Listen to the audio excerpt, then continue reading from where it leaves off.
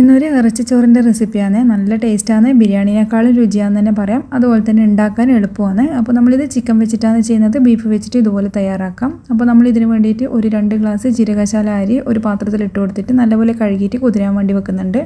2 സവാള, ഒരു തക്കാളി, ഇഞ്ചി, വെളുത്തുള്ളി, പച്ചമുളക് ഒന്ന് കട്ട് ചെയ്ത് വെക്കാം. ഇഞ്ചിയും വെളുത്തുള്ളിയും പച്ചമുളകും ഇതുപോലെ മിക്സിൻ്റെ ജാറിലിട്ടിട്ട് ഒന്ന് പേസ്റ്റാക്കി വെക്കുന്നുണ്ട്. ഇനി ഒരു വലിയ പാത്രം അടുപ്പത്ത് വെച്ച് അതിലേക്ക് 2 ടേബിൾ സ്പൂൺ പശു നെയ്യും അതുപോലെ 2 ടേബിൾ സ്പൂൺ വെളിച്ചെണ്ണയും ചേർത്ത് കൊടുക്കുന്നുണ്ട്. എന്നിട്ട് ഹോൾ സ്പൈസസ് ചേർത്ത് കൊടുക്കാം. അതുപോലെ 1/2 സ്പൂൺ വീതം നല്ല ജീരകം, പെരിഞ്ജീരകം, ഷാജീരകം ഇതൊക്കെ ചേർത്ത് കൊടുത്തിട്ട് നല്ലപോലെ ഒന്ന് വഴറ്റിയെടുക്കുന്നുണ്ട്. ഇനി ഇതിലേക്ക് നമ്മൾ കുറച്ചധികം തന്നെ കറിവേപ്പിലയും ചേർത്ത് കൊടുക്കുന്നുണ്ട്. അതിനുശേഷം നമ്മൾ നേരത്തെ ചതക്കി വെച്ച ഇഞ്ചി, വെളുത്തുള്ളി, പച്ചമുളകിൻ്റെ പേസ്റ്റും കൂടിയും ചേർത്തിട്ട് പച്ചമണം മാറി വരുന്ന സമയത്ത് ഇതിലേക്ക് അരിഞ്ഞ് വെച്ച സവാള ചേർത്ത് കൊടുക്കാം. ഇനി ആവശ്യത്തിനുള്ള ഉപ്പും കൂടിയും ചേർത്ത് കൊടുത്തിട്ട് നമുക്കിതൊന്ന് സോട്ട് ചെയ്തെടുക്കാം. അതുപോലെ തന്നെ സവാള ഒരുപാടങ്ങ് വെന്തുകൊണ്ട് ആവശ്യമില്ല. കളറൊന്ന് മാറി വരുന്ന സമയത്ത് ചിക്കൻ ചേർത്തിട്ട് ഒരു ഹൈ ഫ്ലെയിമിലിട്ടിട്ട് നമുക്കിതൊന്ന് പിങ്ക് കളർ മാറിയിട്ട് ഒരു വൈറ്റ് കളറാവുന്നവരൊന്ന് വഴറ്റിയെടുക്കണം. ഇങ്ങനെ ചെയ്താൽ ചിക്കൻ നല്ല ടേസ്റ്റാണ്. അതിനുശേഷം നമ്മളിതിലേക്ക് മുളക് പൊടി, ഗരം മസാല അതുപോലെ മഞ്ഞൾപ്പൊടിയും ചേർത്ത് കൊടുക്കുന്നുണ്ട്. ഇതിൻ്റെ പച്ചമണം മാറി വരുന്ന സമയത്ത് തക്കാളിയും കൂടിയും ചേർത്തിട്ട് ചെറിയ ഫ്ലെയിമിലിട്ടിട്ട് നമ്മളിത് 10 മിനിറ്റ് ഒന്ന് കുക്ക് ചെയ്തെടുക്കുന്നുണ്ട്. അപ്പോൾ ചിക്കൻ തന്നെ വെള്ളം നന്നായിട്ട് ഊറി വരും. ഇടയ്ക്ക് ഇങ്ങനെ ഇളക്കി കൊടുക്കാൻ മറക്കരുത്.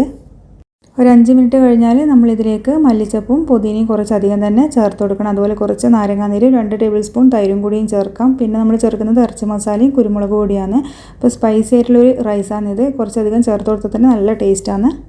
അതിനുശേഷം അരമണിക്കൂർ കുതിർത്ത് ഊറ്റി വെച്ച അരിയും കൂടിയും ചേർത്തിട്ട് ഒരു 2 മിനിറ്റ് ഒന്ന് സോട്ട് ചെയ്തെടുക്കാം. പിന്നെ അതിലേക്ക് 1 ഗ്ലാസ് അരിക്ക് 2 ഗ്ലാസ് എന്നുള്ള രീതിയിൽ നമ്മൾ വെള്ളം കൂടിയും ചേർക്കുന്നുണ്ട്. ആവശ്യത്തിനുള്ള ഉപ്പും ചേർത്തിട്ടൊന്ന് തിളവരുന്നവരെ വെയിറ്റ് ചെയ്യാം. അതിനുശേഷം ലോ ഫ്ലെയിമിൽ 10 മിനിറ്റ് ഒന്ന് കുക്ക് ചെയ്യാം. 5 മിനിറ്റ് കഴിയുമ്പോൾ ഒന്ന് ഇതുപോലെ ഒന്ന് ഇളക്കി കൊടുത്തിട്ട് വീണ്ടും 5 മിനിറ്റ് ഒന്ന് കുക്ക് ചെയ്തെടുത്താൽ മതി. അപ്പോൾ നമ്മൾ ടേസ്റ്റി ആയിട്ടുള്ള ഇറച്ചിച്ചോറ് റെഡി ആയിട്ടുണ്ട്. അപ്പോൾ നമ്മളൊന്ന് ഇളക്കി കൊടുത്തതിന് ശേഷം ഫ്ലെയിം ഓഫ് ചെയ്തിട്ട് മൂടി വെക്കാം. ഇതിന് സൈഡായിട്ടുള്ള ചള്ളാസ് തയ്യാറാക്കാം. ഒരു സവാള സ്ലൈസ് ആയിട്ട് അരിഞ്ഞെടുത്തിട്ടുണ്ട്. ഒരു പച്ചമുളകും കുറച്ച് കറിവേപ്പില ഇതുപോലെ ചെറുതായിട്ടൊന്ന് കട്ട് ചെയ്തിടുക. ഉപ്പും ചേർത്തിട്ട് കൈവച്ച് നല്ലോണം ഒന്ന് തിരുമ്മി യോജിപ്പിക്കുക. അപ്പോൾ ഇതിൽ നിന്ന് നല്ലോണം ഒന്ന് വെള്ളം ഇറങ്ങി വരണം. ഇനി ആവശ്യത്തിനുള്ള വിനാഗിരി ചേർത്ത് കൊടുക്കാം. അപ്പോൾ ടേസ്റ്റ് നോക്കിയിട്ട് ഉപ്പും വിനാഗിരിയും ചേർത്ത് കൊടുക്കാൻ മറക്കരുത്. ഇനി ഇത് അരമണിക്കൂറൊന്ന് മാറ്റി വെക്കാം.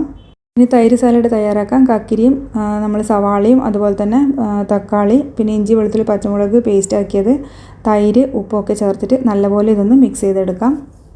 ലാസ്റ്റ് കുറച്ച് മല്ലിച്ചപ്പും ചേർത്തിട്ട് സെർവ് ചെയ്യാം. അപ്പോൾ നമ്മളെ ചള്ളാസും സാലഡും ഒക്കെ ഇതിന് നല്ല കോമ്പിനേഷനാണ്. അരമണിക്കൂർ കഴിയുമ്പോൾ ഈ ചള്ളാസിൻ്റെ കളറൊക്കെ ഒന്ന് മാറി ഒരു പിങ്ക് കളറാകും. അപ്പോൾ ഇത് രണ്ടും കൂട്ടി കഴിക്കാൻ നല്ല ടേസ്റ്റാണ്. ഏത് റൈസിനും ഇത് രണ്ടും നല്ല കോമ്പിനേഷൻ തന്നെയാണ്. അപ്പോൾ ഇത് ട്രൈ ചെയ്യാൻ മറക്കരുത്. അപ്പോൾ പെരുന്നാൾ സ്പെഷ്യൽ റെസിപ്പിയാണ് നമ്മൾ ഇറച്ചിച്ചോറ്. അപ്പോൾ ബീഫ് വെച്ചിട്ടും മട്ടൻ വെച്ചിട്ടും ഒക്കെ തയ്യാറാക്കി എടുക്കാം. വീഡിയോ ഇഷ്ടമായാൽ ലൈക്ക് ചെയ്യാനും ഷെയർ ചെയ്യാനും സബ്സ്ക്രൈബ് ചെയ്യാനും അതുപോലെ തയ്യാറാക്കി നോക്കാനും മറക്കല്ലേ.